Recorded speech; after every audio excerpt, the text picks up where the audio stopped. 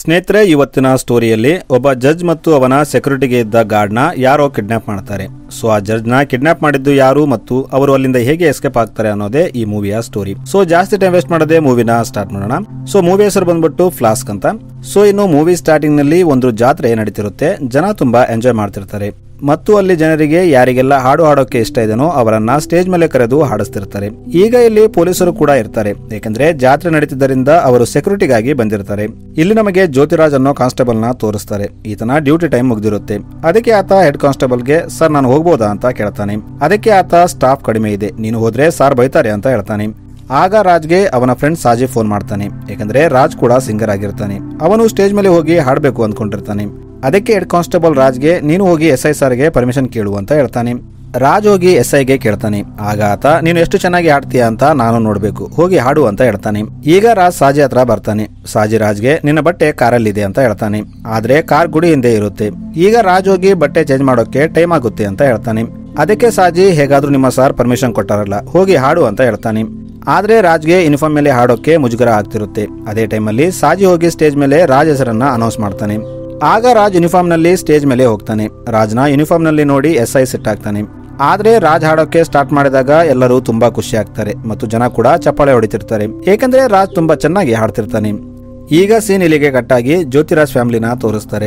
ರಾಜ್ ಫ್ಯಾಮಿಲಿಯಲ್ಲಿ ಅವನ ತಂದೆ, ಹೆಂಡತಿ ಮತ್ತು ಒಬ್ಬ ಮಗಳಿರ್ತಾಳೆ. ಇವರ ಕುಟುಂಬದಲ್ಲಿ ತುಂಬಾ ಪ್ರೀತಿ ಇರುತ್ತೆ. ಈಗ ರಾಜ್ ಮಾರನೇ ದಿನ ರೆಡಿಯಾಗಿ ಕೆಲಸಕ್ಕೆ ಹೋಗ್ತಾನೆ. ಕೆಲಸಕ್ಕೆ ಬಂದಾಗ ಅವನು ಸ್ವಲ್ಪ ಲೇಟ್ ಆಗಿರ್ತಾನೆ. ಅದಕ್ಕೆ ಹೆಡ್ ಕಾನ್ಸ್ಟೇಬಲ್ ಯಾಕೆ ಲೇಟ್ ಅಂತ ಬೈತಾನೆ. ಅದಕ್ಕೆ ರಾಜ್ ಸರ್ ನಿನ್ನೆ ಸಾಂಗ್ ಹಾಡಿ ಮನೆಗೆ ಹೋಗೋಕೆ ಲೇಟ್ ಆಯ್ತು, ಅದಕ್ಕೆ ತಡವಾಗಿ ಬಂದೆ ಅಂತ ಹೇಳ್ತಾನೆ. ಅದಕ್ಕೆ ಹೆಡ್ ಕಾನ್ಸ್ಟೇಬಲ್ ಸರಿ, ಇವತ್ತು ಕೋರ್ಟಲ್ಲಿ ನೀನು ಒಂದು ಫೈಲ್ ನ ಸಬ್ಮಿಟ್ ಮಾಡಬೇಕು, ಬೇಗ ತಗೊಂಡು ಹೋಗು ಅಂತ ಹೇಳ್ತಾನೆ. ರಾಜ್ ಸರಿ ಅಂತ ಫೈಲ್ ತಗೊಂಡು ಹೋಗ್ತಾನೆ. ಅವನು ಹೋಗ್ತಿರುವಾಗ ಅಲ್ಲಿ ಒಬ್ಬ ವ್ಯಕ್ತಿ ಸರ್ ನಿನ್ನೆ ನೀವು ತುಂಬಾ ಚೆನ್ನಾಗಿ ಹಾಡಿದ್ರಿ ಅಂತ ಹೇಳ್ತಾನೆ. ರಾಜ್ ಆ ವ್ಯಕ್ತಿಗೆ ಥ್ಯಾಂಕ್ಸ್ ಹೇಳಿ ಅಲ್ಲಿಂದ ಕೋರ್ಟ್ಗೆ ಹೋಗ್ತಾನೆ. ರಾಜ್ ಬಸ್ಸಲ್ಲಿ ಶಾಂತಿಯಿಂದ ಹೋಗ್ತಿದ್ದಾಗ ಅಲ್ಲಿ ಕೆಲವು ಪುಂಡರು ಇರ್ತಾರೆ. ಇವರು ಜೋರಾಗಿ ಹಾಡು ಕೇಳ್ತಿರ್ತಾರೆ. ಆಗ ರಾಜ್ ಅವರಿಗೆ ಸೌಂಡ್ ಕಡಿಮೆ ಮಾಡುವಂತೆ ಹೇಳ್ತಾನೆ. ಆದ್ರೆ ಅವರು ಕೇಳಲ್ಲ. ರಾಜ್ ಪೊಲೀಸ್ ಆಗಿದ್ರು ತುಂಬಾ ಶಾಂತ ಸ್ವಭಾವದವನಾಗಿರ್ತಾನೆ. ಅದಕ್ಕೆ ಅವನು ಬಸ್ಸಿಂದ ಇಳಿದು ಹೇಗೋ ಮಾಡಿ ಕೋರ್ಟ್ಗೆ ಬರ್ತಾನೆ. ಇಲ್ಲಿ ಜಡ್ಜ್ ಅವನಿಗೆ ಫೈಲ್ ಕೊಡುವಂತೆ ಹೇಳ್ತಾನೆ. ಆದ್ರೆ ಬ್ಯಾಗ್ ಎಲ್ಲ ಹುಡುಕಿದರೂ ರಾಜ್ಗೆ ಫೈಲ್ ಸಿಗಲ್ಲ. ಆಗ ಅವನಿಗೆ ತಾನು ಫೈಲ್ ನ ಬಸ್ಸಲ್ಲಿ ಮರೆತು ಹೋಗಿದ್ದು ನೆನಪಾಗುತ್ತೆ. ಇದರಿಂದ ಲಾಯರ್ ಅವನ ಮೇಲೆ ತುಂಬಾ ಕೋಪ ಮಾಡ್ತಾನೆ, ಏಕೆಂದ್ರೆ ಆ ಫೈಲ್ ಇಂದ ಅವತ್ತು ಒಂದು ಹಿಯರಿಂಗ್ ಇರುತ್ತೆ. ಇದರಿಂದ ಅವತ್ತು ಆ ಹಿಯರಿಂಗ್ ಕ್ಯಾನ್ಸಲ್ ಆಗುತ್ತೆ.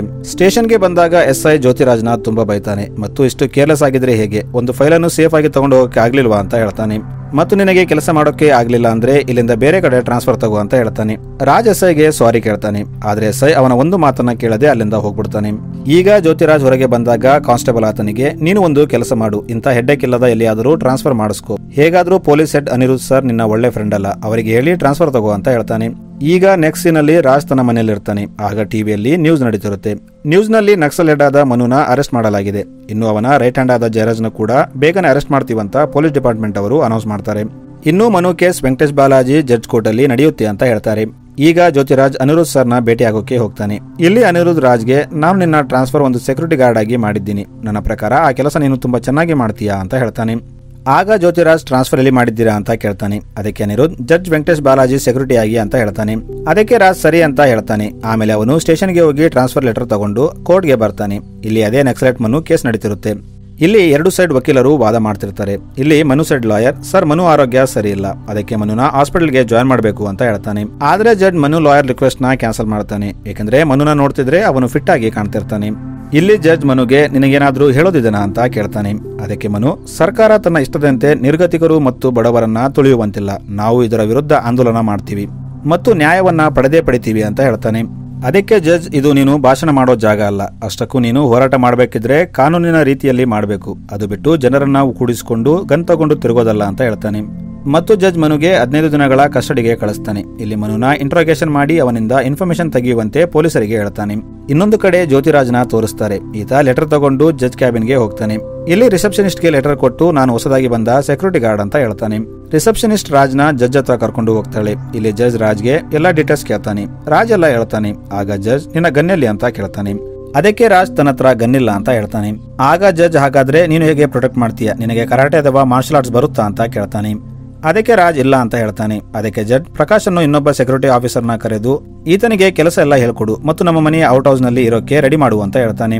ಇಲ್ಲಿ ಪ್ರಕಾಶ್ ಜ್ಯೋತಿರಾಜ್ಗೆ ಸಾರ್ ಸ್ವಲ್ಪ ಸ್ಟ್ರಿಕ್ ಇದ್ದಾರೆ, ಆದ್ರೆ ನೀನು ಚಿಂತೆ ಮಾಡಬೇಡ, ನಾನು 1 ವರ್ಷದಿಂದ ಸಾರ್ ಜೊತೆ ಕೆಲಸ ಮಾಡ್ತಿದ್ದೀನಿ, ಏನೂ ಪ್ರಾಬ್ಲಮ್ ಆಗಲ್ಲ, ನಾವಿಬ್ರು ಡ್ಯೂಟಿ ಶಿಫ್ಟ್ ವೈಸ್ ಮಾಡೋಣ ಅಂತ ಹೇಳ್ತಾನೆ.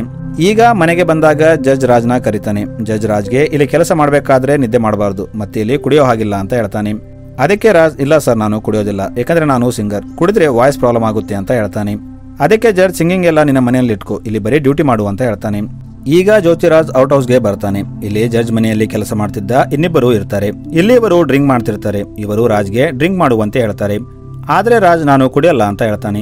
ಇನ್ನು ಇವತ್ತು ನೈಟ್ ಡ್ಯೂಟಿ ಪ್ರಕಾಶ್ ಇರುತ್ತೆ. ಸೊ ಪ್ರಕಾಶ್ ರೆಡಿಯಾಗಿ ಡ್ಯೂಟಿ ಮಾಡಲು ಹೋಗ್ತಾನೆ. ಈ ಕಡೆ ರಾಜ್ಗೆ ಅನಿರುದ್ಧ್ ಕಾಲ್ ಮಾಡಿ ಕೆಲಸ ಹೇಗಿದೆ ಅಂತ ಕೇಳ್ತಾನೆ. ಆಗ ರಾಜ್, ಕೆಲಸ ಏನೋ ಚೆನ್ನಾಗಿದೆ, ಆದ್ರೆ ಜಡ್ಜ್ ಸ್ವಲ್ಪ ಸ್ಟ್ರಿಕ್ ಅಂತ ಹೇಳ್ತಾನೆ. ಅದಕ್ಕೆ ಅನಿರುದ್ಧ್ ಅವರು ಸ್ವಲ್ಪ ಹಾಗೆ, ನೀನು ಯಾವುದರ ಬಗ್ಗೆ ತಲೆ ಕೆಡಿಸಿಕೊಳ್ಳದೆ ಆರಾಮಾಗಿ ಡ್ಯೂಟಿ ಮಾಡು ಅಂತ ಹೇಳ್ತಾನೆ. ರಾಜ್ ಕೂಡ ಸರಿ ಅಂತ ಹೇಳ್ತಾನೆ. ಈಗ ಮಾರನೇ ದಿನದಿಂದ ಮಾರ್ನಿಂಗ್ ಡ್ಯೂಟಿ ರಾಜ್ ಇರುತ್ತೆ. ಅವನು ಜಡ್ಜ್ ಜೊತೆ ಹೋಗ್ತಾನೆ. ಇವನು ಇಲ್ಲಿ ಜಡ್ಜ್ ಹೇಳಿದ ಪ್ರತಿಯೊಂದು ಕೆಲಸ ಮಾಡ್ತಿರ್ತಾನೆ ಮತ್ತು ಜಡ್ಜ್ ಕೋರ್ಟ್ ಅಲ್ಲಿ ತೀರ್ಪು ಕೊಡ್ತಿದ್ದಾಗ ಅವನನ್ನೇ ನೋಡ್ತಿರ್ತಾನೆ. ಇಲ್ಲಿ ಜಡ್ಜ್ ಮಾತಿಗೆ ಸೆಟ್ ಮಾಡ್ತಿರ್ತಾನೆ. ಇದರಿಂದ ರಾಜ್ ತನ್ನಿಂದೇನಾದ್ರೂ ಮಿಸ್ಟೇಕ್ ಆಗ್ಬೋದಾ ಅಂತ ಭಯಪಡ್ತಿರ್ತಾನೆ. ಅವನು ಮಧ್ಯದಲ್ಲಿ ಟೈಮ್ ಸಿಕ್ಕಾಗ ತನ್ನ ಫ್ಯಾಮಿಲಿ ಜೊತೆನೂ ಮಾತಾಡ್ತಿರ್ತಾನೆ.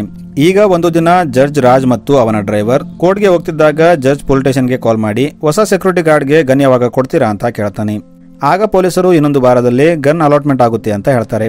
ಈಗ ಇವರು ಒಂದು ಸಿಗ್ನಲ್ ನಲ್ಲಿ ನಿಂತಾಗ ಒಂದು ಬೈಕ್ ಇವರ ಕಾರನ್ನ ಗುದ್ಕೊಂಡು ಹೋಗುತ್ತೆ. ಆಗ ಜಡ್ಜ್ ರಾಜ್ಗೆ ಆ ಬೈಕ್ ನಂಬರ್ನ ಬರ್ಕೋ, ಅವರ ಮೇಲೆ ಕೇಸ್ ಹಾಕೋಣ ಅಂತ ಹೇಳ್ತಾನೆ. ಆದ್ರೆ ಜ್ಯೋತಿರಾಜ್ಗೆ ಅವಸರದಲ್ಲಿ ಆ ನಂಬರ್ನ ನೋಟ್ ಮಾಡೋಕೆ ಆಗಲ್ಲ. ಇದರಿಂದ ಜಡ್ಜ್ ಅವನಿಗೆ ತುಂಬಾ ಬೈತಾನೆ. ಈಗ ಇವರು ಕೋರ್ಟ್ಗೆ ಬಂದಾಗ ಅಲ್ಲಿ ಮನು ಕೇಸ್ ಮತ್ತೆ ಬೇಲ್ಗಾಗಿ ಬಂದಿರುತ್ತೆ. ಆದ್ರೆ ಜಡ್ಜ್ ಬೇಲ್ನ ರಿಜೆಕ್ಟ್ ಮಾಡ್ತಾನೆ ಮತ್ತು ಮನುನ ಜೈಲ್ಗೆ ಶಿಫ್ಟ್ ಮಾಡಿದಾಗ ಆತ ಮೀಡಿಯಾ ಮುಂದೆ ಮಾತಾಡ್ತಾನೆ. ಮನು ಮೀಡಿಯಾಗೆ ನ್ಯಾಯ ಸಿಗುವವರೆಗೂ ಈ ಹೋರಾಟ ನಿಲ್ಲಲ್ಲ, ನನ್ನ ಜೈಲಿಗೆ ಹಾಕಿದ್ರೆ ನನ್ನಂತ 10 ಜನ ಬರ್ತಾರೆ ಅಂತ ಹೇಳ್ತಾನೆ. ಈಗ ಮಾರನೇ ದಿನ ಜಡ್ಜ್ ಕೋರ್ಟ್ಗೆ ಹೋಗ್ತಿದ್ದಾಗ ರಾಜ್ ಹೊರಗೆ ಕೂತಿರ್ತಾನೆ. ಇವತ್ತು ಪ್ರಕಾಶ್ ಡ್ಯೂಟಿ ಇರುತ್ತೆ. ಆದ್ರೆ ರಾಜ್ ಟೋಪಿ ಉಲ್ಟಾ ಹಾಕೊಂಡಿರ್ತಾನೆ. ಅದಕ್ಕೆ ಜಡ್ಜ್ ಅವನಿಗೆ ಬೈತಾನೆ. ಅವರು ಅಲ್ಲಿಂದ ಹೋದ್ಮೇಲೆ ಜಡ್ಜ್ ಮನೆಯಲ್ಲಿ ಕೆಲಸ ಮಾಡ್ತಿದ್ದ ಕುಕ್ ಜೀತು ಬರ್ತಾನೆ. ಈತ ರಾಜ್ಗೆ ಇಂಥ ಸಣ್ಣ ಪುಟ್ಟ ವಿಷಯಕ್ಕೆ ಬಯಸ್ಕೊಂಡ್ರೆ ಹೇಗೆ, ನೀನು ಒಂದು ಕೆಲಸ ಮಾಡು, ಸಾರ್ ತುಂಬಾ ಸ್ಟ್ರಿಕ್ ಆದ್ರೂ ಮೇಡಮ್ ತುಂಬಾ ಒಳ್ಳೆಯವರು, ನೀನು ಮೇಡಮ್ಗೆ ಹೆಲ್ಪ್ ಮಾಡು, ಅವರ ಸಣ್ಣ ಪುಟ್ಟ ಕೆಲಸ ಮಾಡಿಕೊಡು, ಇದರಿಂದ ಮೇಡಮ್ ಸಾರ್ ಮುಂದೆ ನಿನ್ನ ಹೊಗಳ್ತಾರೆ ಅಂತ ಹೇಳ್ತಾನೆ. ಆಮೇಲೆ ಜೀತು ರಾಜ್ಗೆ ಒಂದು ಬುಟ್ಟಿ ಮತ್ತು ಒಂದು ಲಿಸ್ಟ್ ಕೊಟ್ಟು ಹೋಗಿ ತರಕಾರಿ ತಗೊಂಡು ಬಾ ಅಂತ ಹೇಳ್ತಾನೆ. ರಾಜ್ ಸರಿ ಅಂತ ಮಾರ್ಕೆಟ್ಗೆ ಹೋಗ್ತಾನೆ. ಇಲ್ಲಿ ಮಾರ್ಕೆಟ್ ನಲ್ಲಿ ರಾಜ್ ಜೊತೆ ಕೆಲಸ ಮಾಡ್ತಿದ್ದ ಒಬ್ಬ ಕಾನ್ಸ್ಟೇಬಲ್ ಸಿಗ್ತಾನೆ. ರಾಜ್ ಅವನ ಜೊತೆ ಮಾತಾಡ್ತಿದ್ದಾಗ ಅಲ್ಲಿ SI ಬರ್ತಾನೆ. ಇವರು ಇಲ್ಲಿ ರೌಂಡಿಂಗ್ಸ್ ಮಾಡ್ತಿರ್ತಾರೆ. ಇಲ್ಲಿ SI ಜ್ಯೋತಿರಾಜ್ಗೆ ಟೌಂಟ್ ಮಾಡ್ತಾನೆ ಮತ್ತು ನಿನ್ನ ಲೈಫ್ ಏನಪ್ಪ ಆರಾಮಾಗಿದೆ, ಇಂಥ ಸಣ್ಣ ಪುಟ್ಟ ಕೆಲಸ ಮಾಡ್ಕೊಂಡು ಗೌರ್ಮೆಂಟ್ ಇಂದ ಸ್ಯಾಲರಿ ತಗೋತೀಯ, ಆದ್ರೆ ನಾವು ನೋಡಿದ್ರೆ ಇಷ್ಟು ರಿಸ್ಕ್ ತಗೊಂಡು ಕೆಲಸ ಮಾಡಬೇಕಾಗುತ್ತೆ ಅಂತ ಹೇಳ್ತಾನೆ. ಇದರಿಂದ ರಾಜ್ಗೆ ತುಂಬಾ ಬೇಜಾರಾಗುತ್ತೆ. ಅವರು ಅಲ್ಲಿಂದ ಹೋದ್ಮೇಲೆ ರಾಜ್ ಡ್ಯೂಟಿಗೆ ಬರ್ತಾನೆ. ಡ್ಯೂಟಿಗೆ ಬಂದಾಗ ಪ್ರಕಾಶ್ ರಾಜ್ಗೆ, ನನಗೆ 2 ದಿನ ರಜೆ ಬೇಕು, ಯಾಕಂದ್ರೆ ನನ್ನ ತಂಗಿನ ನೋಡಕ್ಕೆ ಗಂಡಿನವರು ಬರ್ತಿದ್ದಾರೆ ಅಂತ ಹೇಳ್ತಾನೆ. ಅದಕ್ಕೆ ಜ್ಯೋತಿರಾಜ್, 2 ದಿನ ನಾನು 24 ಗಂಟೆ ಹೇಗೆ ಡ್ಯೂಟಿ ಮಾಡೋಕ್ಕಾಗುತ್ತೆ, ನೀನು ಒಂದೇ ದಿನ ರಜೆ ತಗೋ ಅಂತ ಹೇಳ್ತಾನೆ. ಅದಕ್ಕೆ ಪ್ರಕಾಶ್, ಇಲ್ಲ ನನಗೆ ಬೇರೆ ಕೆಲಸನೂ ಇದೆ, ಅದಕ್ಕೆ 2 ದಿನ ರಜೆ ಬೇಕು, ಅಷ್ಟಕ್ಕೂ ನಾಳೆ ಏನೂ ಕೆಲಸ ಇಲ್ಲ, ಜಡ್ಜ್ ನಾಳೆ ಒಂದು ಜಾಗಕ್ಕೆ ಹೋಗ್ತಾರೆ, ನೀನು ಅವರ ಜೊತೆ ಹೋಗು, ಆಮೇಲೆ ನೀನು ರೆಸ್ಟ್ ಮಾಡಬಹುದು ಅಂತ ಹೇಳ್ತಾನೆ. ಈಗ ಡ್ರೈವರ್ ರಾಜ್ಗೆ ಬೈತಾನೆ, ನೀನು ಅಷ್ಟು ಈಸಿಯಾಗಿ ಅವನ ಮಾತನ್ನ ಯಾಕೆ ಒಪ್ಕೊಂಡೆ, ಅವನು ತುಂಬಾ ಹುಷಾರಾಗಿದ್ದಾನೆ, ಅವನ ಕೆಲಸ ಆಗೋಕೆ ಏನ್ ಬೇಕಾದ್ರೂ ಹೇಳ್ತಾನೆ ಅಂತ ಹೇಳ್ತಾನೆ. ಈಗ ರಾತ್ರಿ ಆದಾಗ ಜಡ್ಜ್ ಮತ್ತು ಅವನ ಹೆಂಡತಿ ಒಂದು ಹೋಟೆಲ್ಗೆ ಊಟ ಮಾಡಲು ಹೋಗ್ತಾರೆ. ರಾಜ್ ಕೂಡ ಅವರ ಜೊತೆ ಹೋಗ್ತಾನೆ. ಜಡ್ಜ್ ಒಳಗೆ ಹೋದಾಗ ರಾಜ್ ಮತ್ತು ಡ್ರೈವರ್ ಕಾರಲ್ಲಿ ವೇಟ್ ಮಾಡ್ತಿರ್ತಾರೆ. ಇಲ್ಲಿ ರಾಜ್ಗೆ ತುಂಬಾ ಹಸಿವಾಗ್ತಿರುತ್ತೆ. ಆದ್ರೆ ಜಡ್ಜ್ ಒಳಗೆ ಊಟ ಮಾಡ್ತಾ ಅವರಿವರ ಜೊತೆ ಮಾತಾಡ್ತಿರ್ತಾನೆ. ಕೊನೆಗೆ ಅವರು ಹೊರಗೆ ಬಂದಾಗ ಜಡ್ಜ್ ತನ್ನ ಮನೆಗೆ ಬರ್ತಾನೆ. ಇಲ್ಲಿ ಜಡ್ಜ್ ರಾಜ್ಗೆ, ನನಗೆ ಸ್ವಲ್ಪ ಕೆಲಸ ಇದೆ, ಅದಕ್ಕೆ ನೀನು ಜಲ್ದಿ ಮಲ್ಕೋಬೇಡ, ಇನ್ನು ನಾಳೆ ಇಂಡಿಪೆಂಡೆಂಟ್ ಡೇ ಇದೆ, ಸೊ ನಾಳೆ ಪ್ರೋಗ್ರಾಮ್ಗೆ ರೆಡಿ ಮಾಡು ಅಂತ ಹೇಳ್ತಾನೆ. ಜಡ್ಜ್ ಒಳಗೆ ಹೋಗಿ ತನ್ನ ಕೆಲಸ ಮಾಡ್ತಿರ್ತಾನೆ. ಈ ಕಡೆ ರಾಜ್ ಆನ್ಲೈನ್ ಊಟ ತರಿಸಿ ಊಟ ಮಾಡ್ತಾನೆ. ಅವನಿಗೆ ರಾತ್ರಿ ಸರಿಯಾಗಿ ನಿದ್ದೆ ಆಗಲ್ಲ. ಇನ್ನು ಮಾರನೇ ದಿನ ಬೆಳಗ್ಗೆ ರಾಜ್ ರೆಡಿಯಾಗಿ ಡ್ಯೂಟಿಗೆ ಹೋಗ್ತಾನೆ. ಇಲ್ಲಿ ಡ್ರೈವರ್ ಅವನಿಗೆ ಬಾವುಟ ಕೊಟ್ಟು ಇದನ್ನ ಕಾರಿಗೆ ಹಾಕು ಅಂತ ಹೇಳ್ತಾನೆ. ಆಮೇಲೆ ಅವರು ಟೀ ಕುಡಿದು ಕೋರ್ಟ್ಗೆ ಬರ್ತಾರೆ. ಇಲ್ಲಿ ಬಂದಾಗ ಕೋರ್ಟಲ್ಲಿದ್ದ ಜನ ಜಡ್ಜ್ ಕಾರಿಗೆ ಹಾಕಿದ್ದ ಫ್ಲಾಗ್ ಉಲ್ಟಾ ಹಾಕಿರೋದನ್ನ ಗಮನಿಸ್ತಾರೆ. ರಾಜ್ ನಿದ್ದೆ ಮಬ್ಬಲ್ಲಿ ಫ್ಲಾಗ್ ನ ತಲೆಗಳಿಗೆ ಮಾಡಿ ಹಾಕಿರ್ತಾನೆ. ಇದು ಡ್ರೈವರ್ಗೆ ಗೊತ್ತಾದಾಗ ಆತ ಜಡ್ಜ್ ನಿನ್ನ ಕರೆತಿದ್ದಾರೆ ಅಂತ ಹೇಳ್ತಾನೆ. ರಾಜ್ಗೆ ತುಂಬಾ ಭಯವಾಗುತ್ತೆ. ಅವನು ಜಡ್ಜ್ ತನ್ನ ತುಂಬಾ ಬೈತಾನೆ ಅನ್ಕೋತಾನೆ. ಅದಕ್ಕೆ ಅವನು ಭಯದಲ್ಲಿ ಜಡ್ಜ್ ಕ್ಯಾಬಿನ್ಗೆ ಹೋಗ್ತಾನೆ. ಒಳಗೆ ಬಂದಾಗ ಜಡ್ಜ್ ಅವನನ್ನ ಸಿಟ್ನಿಂದ ನೋಡ್ತಿರ್ತಾನೆ. ಇದನ್ನ ನೋಡಿ ರಾಜ್ ಅಲ್ಲೇ ಮೂರ್ಛೆ ಹೋಗ್ತಾನೆ. ರಾಜ್ಗೆ ಎಚ್ಚರಿಕೆ ಆದಾಗ ಅವನು ತನ್ನ ಮನೆಯಲ್ಲಿರ್ತಾನೆ. ಅವನ ಪಕ್ಕದಲ್ಲಿ ಅವನ ಹೆಂಡತಿ ಮತ್ತು ಅವನ ಫ್ರೆಂಡ್ ಸೀಜು ಇರ್ತಾನೆ. ಸೀಜು ರಾಜ್ಗೆ, ಇನ್ನು 2 ದಿನದಲ್ಲಿ ಸಿಂಗಿಂಗ್ ಕಾಂಪಿಟೇಷನ್ ಇದೆ, ನೀನು ಬರಲೇಬೇಕು ಅಂತ ಹೇಳ್ತಾನೆ. ರಾಜ್ಗೆ ಆರಾಮಾದಾಗ ಅವನು ಮತ್ತೆ ಡ್ಯೂಟಿಗೆ ಹೋಗ್ತಾನೆ. ಅಷ್ಟೊತ್ತಿಗೆ ಪ್ರಕಾಶ್ ಡ್ಯೂಟಿಗೆ ವಾಪಸ್ ಬಂದಿರ್ತಾನೆ. ಇಲ್ಲಿ ಜಡ್ಜ್ ಇವತ್ತು ಪ್ರಕಾಶ್ ಡ್ಯೂಟಿ ಇರೋದನ್ನ ನೋಡಿ ರಾಜ್ಗೆ, ನಾಳೆ ನೀನು ನನ್ನ ಜೊತೆ ಬೇರೆ ಊರಿಗೆ ಬರಬೇಕು ಅಂತ ಹೇಳ್ತಾನೆ. ಆಗ ರಾಜ್ ಪ್ರಕಾಶ್ಗೆ, ನನಗೆ ನಾಳೆ ರಜೆ ಬೇಕು, ನಾಳೆ ನೀನು ಡ್ಯೂಟಿ ಮಾಡ್ಕೋ ಅಂತ ಹೇಳ್ತಾನೆ. ಅದಕ್ಕೆ ಪ್ರಕಾಶ್, ಇಲ್ಲ ನನ್ನ ಮಾವ ಸತ್ತೋಗಿದ್ದಾರೆ, ಸೊ ನಾನು ನಾಳೆ ಅಲ್ಲಿಗೆ ಹೋಗ್ಬೇಕು ಅಂತ ಹೇಳ್ತಾನೆ. ಇದನ್ನ ಕೇಳಿ ರಾಜ್ ಪ್ರಕಾಶ್ ಮೇಲೆ ಕೋಪ ಮಾಡ್ತಾನೆ ಮತ್ತು ನಿನಗೆ ಅವಸರ ಇದ್ದಾಗ ನಿನ್ನ ಡ್ಯೂಟಿ ನಾನು ಮಾಡಿದ್ದೆ, ಆದ್ರೆ ಈಗ ನನಗೆ ಅವಸರ ಇದ್ದಾಗ ನೀನು ಮಾಡ್ತಿಲ್ಲ ಅಂತ ಹೇಳ್ತಾನೆ. ಈಗ ಮಾರನೇ ದಿನ ಜ್ಯೋತಿರಾಜ್ ಡ್ರೈವರ್ ಮತ್ತು ಜಡ್ಜ್ ಬೇರೆ ಊರಿಗೆ ಹೋಗ್ತಾರೆ. ಈ ಊರು ತುಂಬಾ ದೂರ ಇರುತ್ತೆ. ಇವರು ಅಲ್ಲಿಗೆ ಹೋಗಿ ಕೆಲಸ ಮುಗಿಸ್ಕೊಂಡು ವಾಪಸ್ ಬರ್ತಿರ್ತಾರೆ. ಆಗ ಒಂದು ನಿರ್ಮಾನುಷ್ಯ ಜಾಗದಿಂದ ಹೋಗ್ತಿದ್ದಾಗ ಅಲ್ಲಿ ಒಂದು ಲಾರಿ ಬಂದು ಇವರ ಕಾರಿಗೆ ಗುದ್ದುತ್ತೆ. ಇದರಿಂದ ಇವರ ಕಾರು ಒಂದು ಮರಕ್ಕೆ ಹೋಗಿ ಡಿಕ್ಕಿ ಹೊಡೆಯುತ್ತೆ. ಆಗ ಇನ್ನೊಂದು ಜೀಪಲ್ಲಿ ಕೆಲವು ಜನ ಬರ್ತಾರೆ.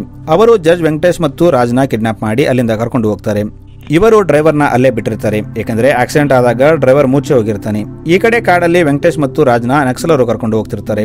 ಈಗ ಈ ನ್ಯೂಸ್ ಎಲ್ಲ ಕಡೆ ಹರಡುತ್ತೆ. ಗೌರ್ಮೆಂಟ್ ಕಡೆಯವರು ಜಡ್ಜ್ನ ಹೇಗೆ ಕಾಪಾಡಬೇಕು ಅಂತ ಯೋಚನೆ ಮಾಡ್ತಾರೆ. ರಾಜ್ ಮನೆಯವರು ಕೂಡ ತುಂಬಾ ಭಯಪಡ್ತಿರ್ತಾರೆ. ಈ ಕಡೆ ನಕ್ಸಲ್ ಲೀಡರ್ ಜಯರಾಜ್ ಬರ್ತಾನೆ. ಈತ ವೆಂಕಟೇಶ್ಗೆ ಸರ್ಕಾರ ಮನುನ ಬಿಡುವವರೆಗೂ ನೀನು ಇಲ್ಲೇ ಇರಬೇಕು ಅಂತ ಹೇಳ್ತಾನೆ.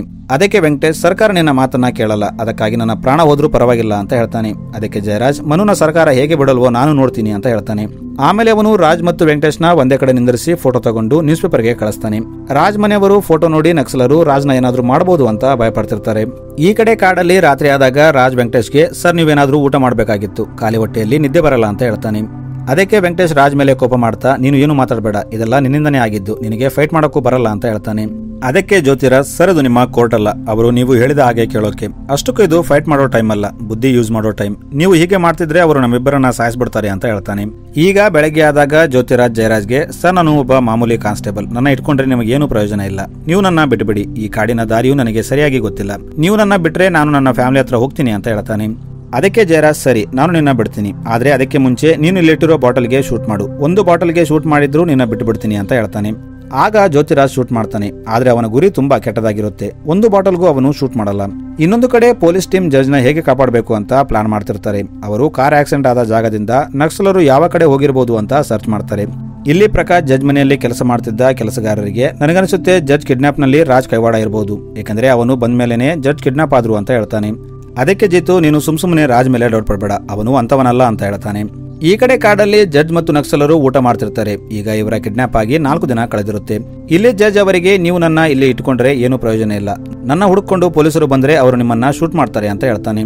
ಅದಕ್ಕೆ ಜಯರಾಜ್ ಅದಕ್ಕೆಲ್ಲ ರೆಡಿಯಾಗಿನೇ ನಾವು ಕೆಲಸ ಮಾಡ್ತಿರೋದು, ನಾವು ಸಾಯೋಕ್ಕೆ ಅಂಜಲ್ಲ, ತುಂಬಾ ವರ್ಷಗಳ ಹಿಂದೆ ಪೊಲೀಸರು ಇಲ್ಲಿ ಬಂದು ನನ್ನ ತಂದೆ ತಾಯಿಯರನ್ನ ಕೊಂದ್ಬಿಟ್ರು, ನಮ್ಮ ಟೀಮಲ್ಲಿರೋ ತುಂಬಾ ಜನ ತಮ್ಮ ಫ್ಯಾಮಿಲಿನ ಕಳ್ಕೊಂಡಿದ್ದಾರೆ, ನಮ್ಮಂತ ಜನರ ಕೂಗು ನಿಮ್ಮ ಸರ್ಕಾರಕ್ಕೆ ಕೇಳೋದಿಲ್ಲ, ನಮಗೆ ಬರಬೇಕಾದ ಎಲ್ಲ ಸಹಾಯ ಮತ್ತು ಸ್ಕೀಮ್ಗಳನ್ನ ಕೆಲವು ಭ್ರಷ್ಟ ಸರ್ಕಾರದ ಕೆಲಸಗಾರರು ಲೂಟಿ ಮಾಡ್ತಾರೆ, ಹೀಗೆ ಆದ್ರೆ ನಮ್ಮ ವಿಕಾಸ ಆಗೋದು ಯಾವಾಗ ಅಂತ ಹೇಳ್ತಾನೆ. ಅದಕ್ಕೆ ಜಡ್ಜ್ ಅವನ ಕನ್ವಿನ್ಸ್ ಮಾಡೋಕೆ ತುಂಬಾ ಟ್ರೈ ಮಾಡ್ತಾನೆ, ಆದ್ರೆ ಅವರು ಅವನ ಮಾತನ್ನ ಕೇಳೋದಿಲ್ಲ.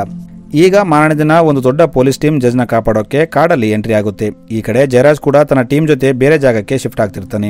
ಆದ್ರೆ ಸ್ವಲ್ಪ ದೂರ ನಡೆದಾಗ ವೆಂಕಟೇಶ್ಗೆ ಸಾಕಾಗುತ್ತೆ. ಅವನು ಒಂದು ಜಾಗದಲ್ಲಿ ಕೂತು ಇನ್ನು ಮುಂದೆ ನನಗೆ ನಡೆಯೋಕೆ ಆಗಲ್ಲ, ನೀನು ನನ್ನನ್ನ ಕಿಡ್ನಾಪ್ ಮಾಡಿದ್ದು ವೇಸ್ಟ್ ಆಯ್ತು, ಅವರು ಮನುನ ಬಿಡಲ್ಲ ಅಂತ ಹೇಳ್ತಾನೆ. ಇದನ್ನ ಕೇಳಿ ಜಯರಾಜ್ ವೆಂಕಟೇಶ್ನ ಶೂಟ್ ಮಾಡೋಕೆ ಹೋಗ್ತಾನೆ, ಆದ್ರೆ ಜ್ಯೋತಿರಾಜ್ ಅಡ್ಡ ಬಂದು ಜಡ್ಜ್ನ ಕಾಪಾಡ್ತಾನೆ. ಅದಕ್ಕೆ ಜಯರಾಜ್ ಜ್ಯೋತಿರಾಜ್ಗೆ ತುಂಬಾ ಹೊಡಿತಾನೆ. ರಾತ್ರಿ ಆದಾಗ ವೆಂಕಟೇಶ್ ರಾಜ್ಗೆ ಅವನು ನನ್ನ ಶೂಟ್ ಮಾಡ್ತಿದ್ದ, ನೀನು ಯಾಕೆ ಅಡ್ಡ ಬಂದೆ ಅಂತ ಹೇಳ್ತಾನೆ. ಅದಕ್ಕೆ ಜ್ಯೋತಿರಾಜ್ ಸರ್ ನಾನು ನಿಮ್ಮ ಬಾಡಿಗಾರ್ಡ್, ನಿಮ್ಮನ್ನ ಕಾಪಾಡೋದು ನನ್ನ ಕರ್ತವ್ಯ ಅಂತ ಹೇಳ್ತಾನೆ. ಇದನ್ನ ಕೇಳಿ ವೆಂಕಟೇಶ್ಗೆ ಚೆನ್ನಾಗನಿಸುತ್ತೆ. ಈಗ ಮಾರನೇ ದಿನ ಬೆಳಗ್ಗೆ ಇವರು ಮತ್ತೊಂದು ಜಾಗಕ್ಕೆ ಹೋಗ್ತಿರ್ತಾರೆ. ಆಗ ಅಲ್ಲಿ ಪೊಲೀಸ್ ಟೀಮ್ ಅಟ್ಯಾಕ್ ಮಾಡುತ್ತೆ. ಇಲ್ಲಿ ಪೊಲೀಸರು ಮತ್ತು ನಕ್ಸಲರ ನಡುವೆ ಶೂಟೌಟ್ ನಡೆಯುತ್ತೆ. ಎರಡೂ ಕಡೆಯವರು ಸಾಯ್ತಿರ್ತಾರೆ. ಇಲ್ಲಿ ರಾಜ್ ಜಡ್ಜ್ನ ಕಾಪಾಡಬೇಕಂತ ಅವರನ್ನ ಅಲ್ಲಿಂದ ಕರ್ಕೊಂಡು ಹೋಗ್ತಿರ್ತಾನೆ. ಇವರು ಅಲ್ಲಿಂದ ಮುಂದೆ ಹೋಗ್ತಿದ್ದಾಗ ಜ್ಯೋತಿರಾಜ್ಗೆ ಬುಲೆಟ್ ಬೀಳುತ್ತೆ. ಅವನು ಜಡ್ಜ್ಗೆ ಇಲ್ಲೇ ಮುಂದೆ ಪೊಲೀಸ್ನವರು ಇರಬಹುದು, ನೀವು ಇಲ್ಲಿಂದ ಓಡಿ, ನಾನು ನಿಮ್ಮ ಹಿಂದೆ ಯಾರು ಬರದಂತೆ ತಡಿತೀನಿ ಅಂತ ಹೇಳ್ತಾನೆ. ಆದ್ರೆ ವೆಂಕಟೇಶ್ ಜ್ಯೋತಿರಾಜ್ಗೆ ನೀನು ನನ್ನ ಜೊತೆ ಬಾ ಅಂತ ಹೇಳ್ತಾನೆ. ಆದ್ರೆ ಜ್ಯೋತಿರಾಜ್ ಕೇಳದೆ ಜಡ್ಜ್ನ ಅಲ್ಲಿಂದ ಕಳಿಸ್ಬಿಡ್ತಾನೆ. ಸ್ವಲ್ಪ ಮುಂದೆ ಹೋದಾಗ ಜಡ್ಜ್ಗೆ ಒಂದು ಪೊಲೀಸ್ ವ್ಯಾನ್ ಕಾಣುತ್ತೆ. ಇವರು ಜಡ್ಜ್ನ ನೋಡಿ ವ್ಯಾನ್ ನಲ್ಲಿ ಕರ್ಕೋತಾರೆ. ಆಗ ಜಡ್ಜ್ ಅವರಿಗೆ ನನ್ನ ಸೆಕ್ಯೂರಿಟಿಗಾಗಿ ಇದ್ದ ಜ್ಯೋತಿರಾಜ್ ಇಲ್ಲೇ ಸ್ವಲ್ಪ ಮುಂದೆ ಇದ್ದಾನೆ, ಅವನನ್ನ ಕಾಪಾಡಿ ಅಂತ ಹೇಳ್ತಾನೆ. ಇಲ್ಲಿ ಪೊಲೀಸರು ಎಲ್ಲಾ ನಕ್ಸಲೇಟ್ನ ಮುಗಿಸ್ಬಿಡ್ತಾರೆ, ಕೆಲವರನ್ನ ಅರೆಸ್ಟ್ ಮಾಡ್ತಾರೆ. ಇಲ್ಲಿ ನಮಗೆ ಕಾಡಲ್ಲಿ ರಾಜ್ನ ತೋರಿಸ್ತಾರೆ. ಈತ ಗುಂಡು ಬಿದ್ದಿದ್ದರಿಂದ ಕೆಳಗೆ ಬಿದ್ದಿರ್ತಾನೆ. ಸೀನ್ ಇಲ್ಲಿಗೆ ಕಟ್ಟಾಗಿ ಒಂದು ಅವಾರ್ಡ್ ಸೆರೆಮನಿನ ತೋರಿಸ್ತಾರೆ. ಇಲ್ಲಿ ಜಡ್ಜ್ನ ಕಾಪಾಡಲು ಹೋರಾಡಿದ ಮತ್ತು ಮರಣ ಹೊಂದಿದ ಆಫೀಸರ್ಸ್ಗೆ ಮೆಡಲ್ ಕೊಡ್ತಿರ್ತಾರೆ. ಇಲ್ಲಿ ರಾಜ್ ಹೆಂಡತಿ ಕೂಡ ಇರ್ತಾಳೆ. ಕೊನೆಗೂ ಜ್ಯೋತಿರಾಜ್ಗೂ ಮೆಡಲ್ ಸಿಗುತ್ತೆ. ಹೌದು ಸ್ನೇಹಿತರೆ, ರಾಜ್ ಬದುಕಿರ್ತಾನೆ. ಇವನಿಗೆ ಜಡ್ಜ್ನ ಕಾಪಾಡಿದಕ್ಕೆ ಮೆಡಲ್ ಕೊಡ್ತಾರೆ. ಇನ್ನು ಇಲ್ಲಿ ರಾಜ್ನ ಇನ್ಸಲ್ಟ್ ಮಾಡಿದ SI ಕೂಡ ಇರ್ತಾನೆ. ಈತ ಕೂಡ ಜ್ಯೋತಿರಾಜ್ ಮಾಡಿದ ಕೆಲಸಕ್ಕೆ ಅಪ್ರಿಶಿಯೇಟ್ ಮಾಡ್ತಾನೆ. ಸೊ ಮೂವಿ ಇಲ್ಲಿಗೆ ಎಂಡ್ ಆಗುತ್ತೆ. Thanks for watching.